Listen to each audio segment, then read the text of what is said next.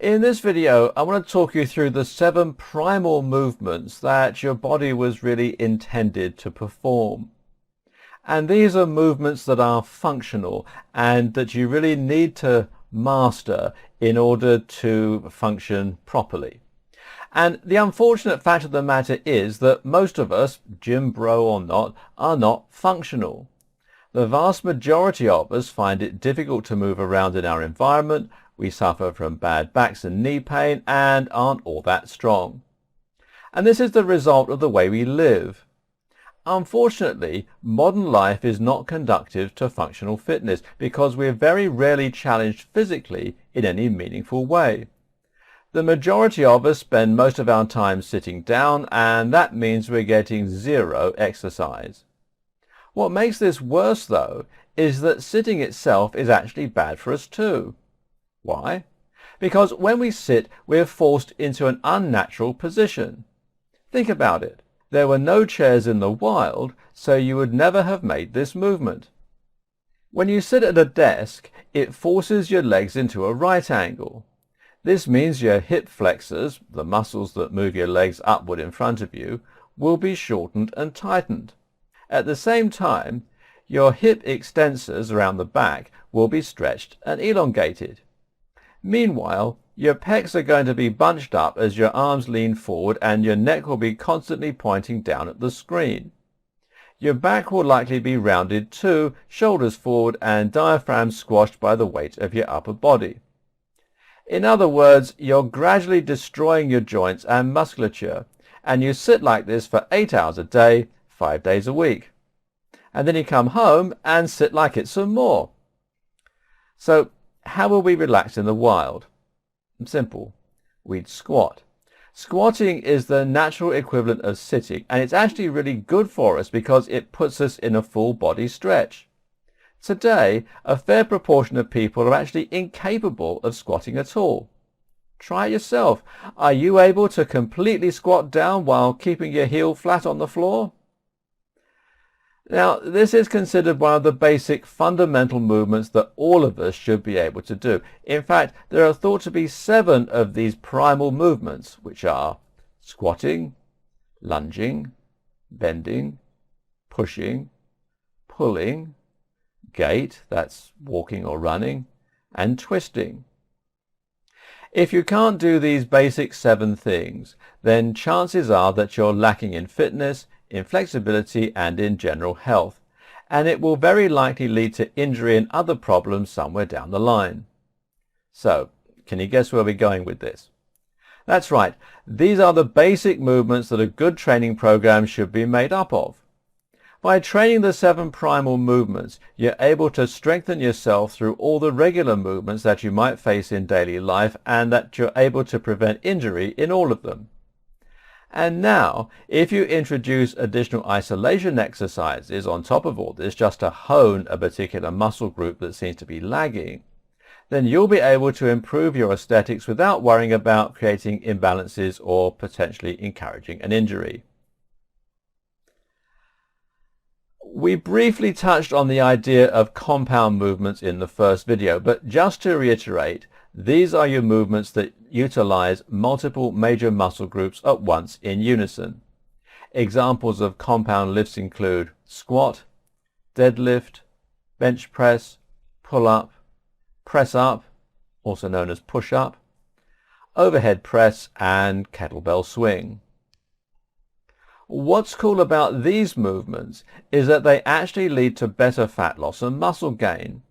That's because the body responds to us training our muscles by producing a variety of hormones called anabolic hormones. These include growth hormone and testosterone, which in turn tell the body to start burning fat and building muscle tissue.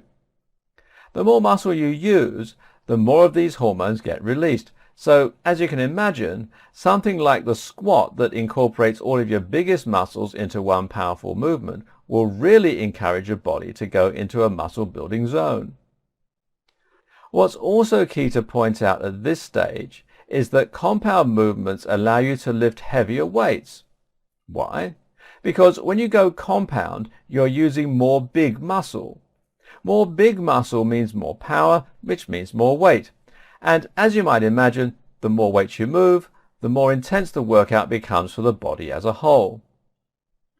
If you're a guy and you want to build massive muscles that looked ripped and shredded beneath a very low body fat percentage, then compound lifts are the #1 strategy you should be using. But that's not the only demographic that these movements are ideal for. Just as importantly, women should also be using compound lifts too. Just Google girls who squat and you'll see some of the most impressively formed buttocks on the web. Now, as mentioned, those all-important anabolic hormones that get released when you lift heavy weights don't only result in building more muscle. They also help you to burn more fat to get a leaner look. In fact, lifting weights, and especially using compound movements, is one of the very best ways to burn fat and to lower your body fat percentage overall. That's because it doesn't only burn calories while you're training, but it also encourages your body to continue burning calories throughout the days and weeks that follow. Simply having muscles requires the body to burn fat simply to sustain that mass. If you're a woman trying to get into shape and you spent years running for miles and eating barely anything, then your hormones probably aren't working in your favor. Get down to the gym, start lifting, and you might well see results start coming thicker and faster. And finally, we have those who are suffering with joint pains and mobility issues. Perhaps you're elderly, perhaps you're recovering from some kind of injury. Either way, you find it difficult to get around and you're thinking that maybe, you shouldn't really be lifting heavy weights. Well, you probably don't need to be lifting really heavy weights, but there's nothing wrong with taking some lighter ones and still training these compound movements. Using compound lifts like these train your body to move correctly, and this is an excellent way to restore mobility and health. So with that in mind, what are the compound movements that you can use to start targeting the 7 primal movements? Well, here are some examples. First of all, there's squatting. And by that I mean things like squats, deadlifts, and kettlebell swings. Then there's lunging, and by that I mean lunges and side squats. There's bending, which means deadlifts, sit-ups, and leg raises. Then there's pushing, that's bench press, overhead press, push-ups or press-ups. Pulling, that's pull-up and rowing. There's gait, that's jogging, running and walking.